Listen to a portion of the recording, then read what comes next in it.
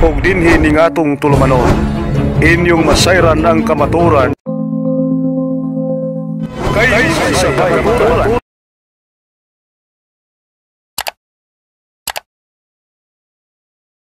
Sumainyo ang kapayapaan ng Diyos. Muli sa awat tulong ng Diyos ay may panibago na naman tayong episode ng Andating Landas. Muli, ano ba ang purpose ng Andating Landas? Gaya ng sinasabi natin sa mga nakaraang episode. Marami kasing nang sasabi, tayo daw ay na may personal. Mayroon naman nagsasabi ng mga kaani ni Soriano, bakit hindi ka lumabas nung buhay pa si Eli Soriano? Tinan mo kamangmangan yun At yung kamangmangan, ating mababasa sa 24:9 ng Kawikaan, ang pag-iisip ng kamangmangan, kasalanan. Kamangmangan yung sinasabi niya. Ba't naman ako lalabas nung buhay pa si Soriano, samantalang kaanib pa ako noon kay Soriano? O hindi ba't malaking kamangmangan yan? At ang pagkakilala ko kay Soriano noon, sugo talaga ng Diyos. Sa tingin mo, sugo ng Diyos, lalabanan ko. Yun naman pala, si Pablo na mismo ang nagsasabi sa 1:1 hanggang 2 ng Hebreo, ang huling pinagpahayagan, ang huling sinugo ng Diyos na saserdoting walang kapalit, 7:24 ng Hebreo. Si Manalo ba? Si Kibuloy ba? Si Soriano ba? Ating basahin. Datapot siya sapagkat namamalagi magpakailanman. May pagkasaserdote siyang hindi mapapalitan. Sino yun? Si Kristo, na siyang pangulo ng simbahang itinayo niya. 1:18 ng Kolosas. At siyang ulo ng katawan sa makatwid bagay ng simbahan. At yung simbahan na yun na naitatag 2,000 years ago na hindi pinapanaigan ng Hades na nakarating sa Pilipinas ayon sa aklat ni Sonia M. Saidi sa pahina 123, The Greatest Legacy of Spain to the Filipino People is Christianity, especially the Roman Catholic Church. And these Christians is founded by Jesus Christ in Palestine. Kasaysayan na mismo ang nagsasabi. Biblia na mismo na ang nagsasabi na ang sugong kinikilala ko, ang saserdoteng kinikilala ko ngayon ay si Kristo. Pero noon, i-debunk natin yung sinasabi, kapatid na mga kababayan, nung mga alagad ni Soriano na, ang tatapang nyo ba't hindi kayo nagsilabasan nung buhay pa si Soriano? Papakulalabas nun. Ang pagkilala ko kay Soriano nun, sugo ng Diyos na may puwet. Ang pagkakilala ko kay Soriano nun, matino, matuwid. Ngayon, hindi naman pala mapuwit ba? Pagkakilala ko nun, matuwid. Yung tatawa tuloy yung kay kapatid Damago, bumubulong dito, sabi daw, mapuwit. Huwag na natin pag-usapan yan dahil ibang na yan, masyadong personal na yan. Dahil ang purpose ng Andating Landas, mga kapatid, kung anong purpose ng mga apostol at ng ating Panginoong Jesucristo. At ating ito'y mababasa sa 28:20 ng Mateo, na ituro nyo sa kanilang ganapin ang lahat ng mga bagay na inuutos ko sa inyo. Hindi naman sinabing na personal kayo. Kaya, kahit kailan, hindi ho ng insulto at hindi ho na personal ang programang ito na itinataguyod natin sa awat tulong ng Diyos. Kundi, ang purpose nito, kung anong purpose ng ating Panginoon Kristo. Dahil ang utos, Pilipos 2:5 hanggang 8, magkaroon ng pag-iisip, gaya ng kay Kristo, hindi gaya ng kay Soriano, at hindi gaya ng MCGI. Puwit? Tingnan mo si kapatid na mago, puwit. Nagbubulong sa akin, puwit Iyan na natin yun. Alam naman natin yun.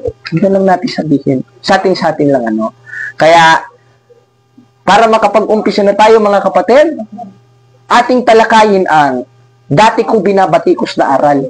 At ating pakinggan ang isang pahayag o isang pangliligaw at pagpapalabo, kasi hindi paliwanag ito pagpapalabo ni Mr. Eli Soriano tungkol sa doktrinang nilabanan ko noon o dogma ng simbahan na Mother of God.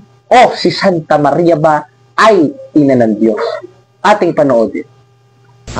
Santa Maria, ito na naman ang bira. Ina ng Diyos. Abay, pagkadakil-dakila pala naman ito, ina ng Diyos. Biro mo, ang Diyos ay nagkaina. Wala namang ina ang Diyos sa Biblia. Tanong sa akin, bakit mali ang laman? Biro mo ang panalangin, Santa Maria, ina ng Diyos. Teka. Ang Diyos may ina? Isipin mo, Mater Dei. Yan, mga kapatid, at ating napanood si Eliseo Soriano na ipinahayag niya na wala daw sa Biblia ang ina ng Diyos. Yung una niyang sinabi, Santa Maria, ina ng Diyos. Pagkadaki-dakila pa naman ina ng Diyos. Sa mga bata, ang Diyos may ina. So, sinasabay yung kanina. Ba't mali ang laman? Santa Maria, ina ng Diyos. Biruin mo, ina ng Diyos. Wala namang ina ng Diyos sa Biblia. Totoo nga ba yung sinabi ni Soriano, mga kapatid, na si Kristo ay walang ina?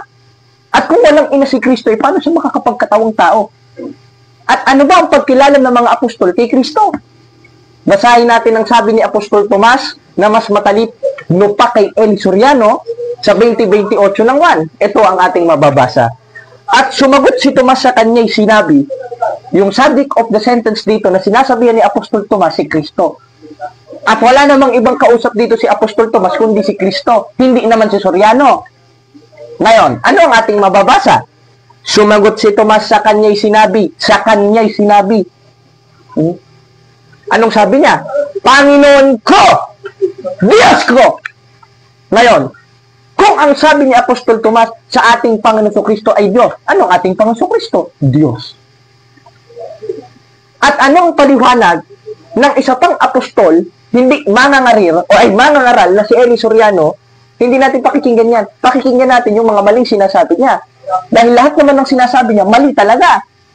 Self-interpretation, self-proclaim, self-explanation sa Biblia na wala naman silang karapatang gamitin. Dahil absent sila sa 405 AD nung na-compile, na-translate, at nabigyan ng pangalang Biblia, ang Biblia ni Pope Damasus at St. Jerome. Ngayon, anong sabi ng isa pang apostol na nakakita at nakarinig sa ating Panginoon Kristo, gaya ni Apostol Juan? Hoy, hindi chismis ito ha. Hindi chismis ito, gaya ng mga kapitbahay ng chismosa na lahat sinilip na sa inyo. O, basahin natin. 1:3 ng unang 1. Yung aming nakita at narinig ay siya naming ibinabalita sa inyo. Therefore, yung isinusulat ni Apostol Juan, yun ang nakita at narinig niya sa ating Panginoon Kristo at sa mga iba niya pang kasamang apostol. Bakit? Dahil araw-araw silang nagko-congregate. Araw-araw silang nagkakatipon. 2:46 ng gawa. At araw-araw silang nagsisipanatiling matibay at nagkakaisa sa templo. Tanong, ano ang nakita at narinig nila sa templo nung nangaral ang ating Panginoon Kristo? Kaya sinulat ni Apostol Juan. 5:20 ng unang 1. At nalalaman natin na naparitong anak ng Diyos. Hindi naman ang mismong Diyos o ang Ama na Diyos. Ang naparito, yung anak ng Diyos. At tayo binigyan ng pagkaunawa upang makilala natin siya na totoo na hindi nakilala ng Iglesia ni Manalo. Dahil sa Iglesia ni Manalo, tao! Samantalang ang pagkilala ng mga apostol, pagkilala sa kanya ng Ama, 1:8 ng Hebreo, Diyos. Pero hindi yan ang tema natin. Ang tema natin is all about Mother Mary, the Theotokos, o Mother of God. Ngayon, anong sabi? Upang makilala natin siya na totoo at tayo na sa kanya na totoo sa makatwid bagay sa kanyang anak na si Jesucristo. Ngayon, ang subject of the sentence dito, si Kristo. Anong sabi? Ito ang tunay na Diyos at buhay na walang hanggan. Ayun sinasabing ito, yung naparito.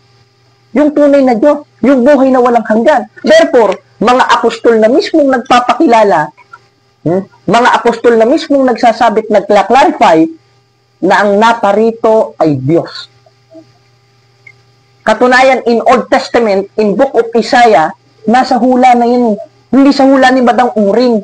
Hindi sa hula ng mga manghula na wala nang ginawa kundi magkapera. Mamera na lang ng mamera itong mga mangkukulam na ito, nakasuklam-suklam ang ginagawa.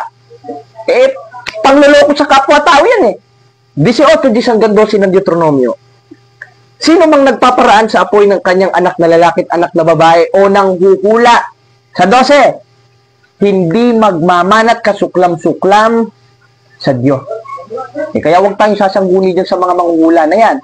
Ang sangguniin natin, yung hula ng Diyos na ipinasulat sa Biblia. Anong sabi in Old Testament? 9:6 ng Isaiah. Sapagkat sa ating pinanganak ang isang bata, sa ating pinanganak ang isang anak na lalaki, at ang pamamahalay maaatang sa kanyang balikat, at ang kanyang pangalan tatawagin kamangha-mangha, tagapayo, makapangyarihang Diyos. Sino? Si Kristo. Therefore, yung ipanganganak sa atin, na tatawagin kamangha-mangha, at yung pamamahalay maaatang sa kanyang balikat ay si Kristo. Abay, pinanganak pala si Kristo. At yung pala tatawagin makapangyarihang Diyos. At paano mo sasabihin, walang ina ang Diyos, samantalang nandito na mismo sa 9:6 ng Isaiah, ipanganganak yung tatawaging dakilang Diyos. Sino yun? 5:20 ng unang 1, si Kristo. Ngayon, ating panoodin mga kapatid, ang isa sa maling argumento ko noon na pinagdiskusyonan namin ni kapatid na Paul Alima sa Tagbilaran na nakapagbukas ng aking bulag na isipan. At ating sagutin ang aking maling argumento. Pinasisimulan pa natin itong introduction. Ngayon, dito na tayo sa exciting part ng programa. Ating panoodin. Anak si Jesus na Diyos, yes or no? No.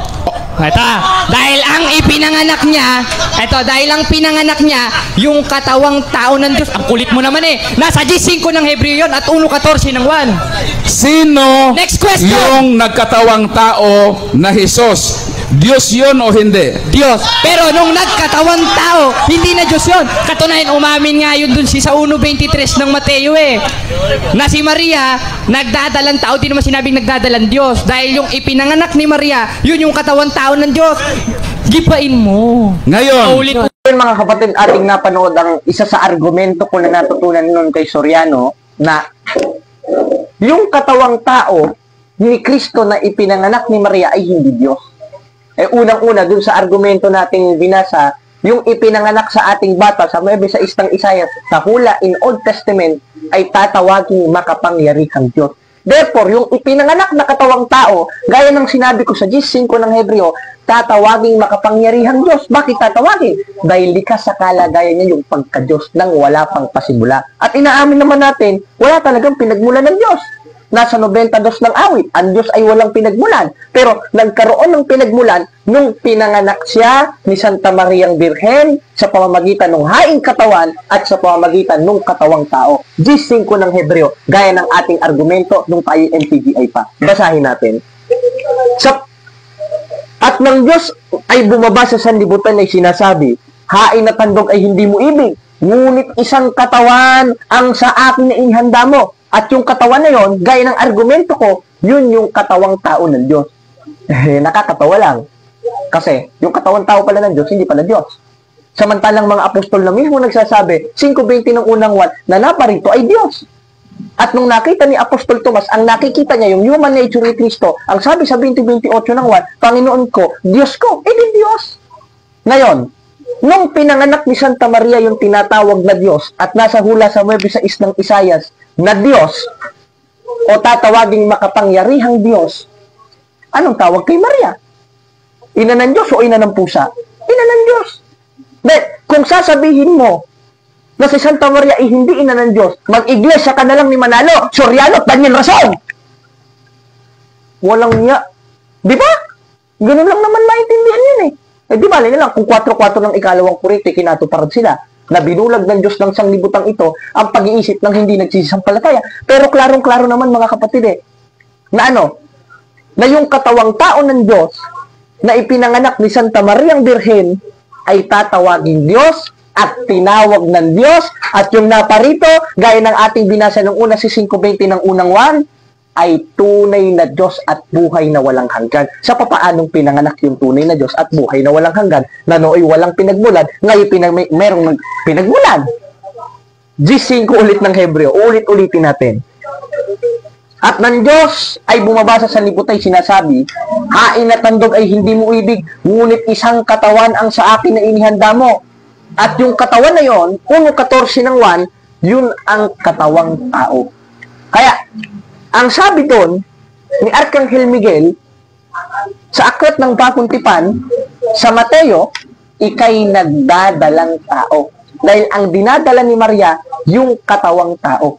At yung nasa loob ng katawang tao, 2:9 ng Colossus, ang sabi ni Pablo, sapagkat sa kanya nananahan ang likas na kalagayan ng pagka-Diyos ng siya'y maging tao, sabay ipinanganak ni Santa Maria yon.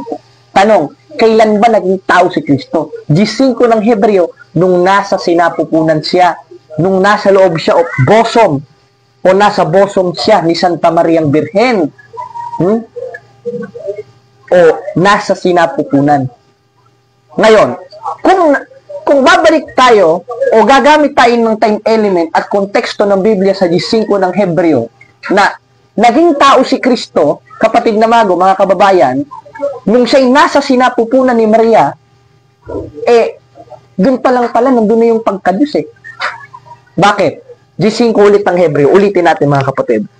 Sapagkat ang Diyos ay bumabasa sa sanlibutan, sinasabi, hain at tandog ay hindi mo ibig, ngunit isang katawan ang sa akin na inihanda mo. Nang ang Diyos ay bumabasa sa sanlibutan ay sinasabi, hain at tandog ay hindi mo ibig, ngunit isang katawan. Anong katawan? 1:14 ng 1, yung katawang tao. At nasa loob ng katawang tao, nung time na maging tao si Kristo, sinapupunan ni Maria, sa 2:9 ng Kolosas, nandun na ang kanyang pagka-Diyos. Ngayon, anong sabi dito ni Elizabeth? Ating basahin sa isang talata sa Lucas, sa 1:43. Ganito ang ating mababasa. At ano't nangyari sa akin? Nang ina ng aking Panginoon ay pumarito sa akin. Yung salitang Panginoon, kinaugalian ng mga Hudyo, ay kinakapit talaga sa Diyos. Dahil si Elizabeth ay Hudyo. Hindi naman siya Chinese. Dahil kung Chinese, hindi natin maintindihan ito. Hindi naman siya Pilipino. Hudyo siya. At isa sa tradisyon ng mga Hudyo na yung salitang Panginoon ay ikinakapit talaga sa Diyos. Ngayon, kung si Maria ay tinawag na ina ng Panginoon, na ayon sa kinaugalian ng mga Hudyo na yung salitang Panginoon ay tumutukoy sa Diyos, ano si Santa Maria? Ina ng Diyos. In Greek, Theotokos. Sa Tagalog, ina ng Diyos. Hindi ina ng bakla. Ay, kasi meron kasing isang mangangaral, ano? Hindi lang natin papangalanan. At yung isa ring sumunod sa kanya, ganun rin. Dahil ayaw makipagdiskusyon, ayaw magpatanong. Talagang hindi Kristiyano. Pero hindi yan ang topic natin. Kasi diba, nababaling tayo, mga kababayan. Ngayon, malinaw na malinaw sa konteksto ng mga talata ng Biblia ang ating nabasa na yung naparito ay Diyos, tinawag na Diyos, ipinanganak yung katawang tao, kaalinsabay nung pagka-Diyos sa 2:9 ng Kolosas. Kaya ang sabi sa 1:43 ng Lucas, siya'y tinatawag na ina ng Panginoon. Na sa kinaugalian ng mga Hudyo sa pagkakasabi ni Elizabeth, siya ay ina ng Diyos.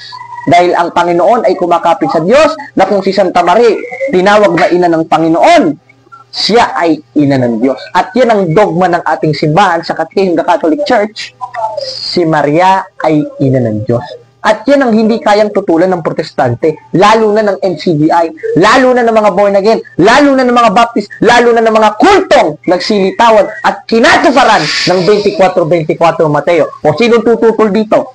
Huwag kayong mag-comment. Huwag kayong umiyak ng umiyak. Magagalit sa inyo si Apostol Juan yan. Yung unang-una, meron pang nag-comment. Dito pa lang sa comment, Jared Almasora, di ka na makasagot. Bakit nasasagutin sa comment? Walang kaayusan yan.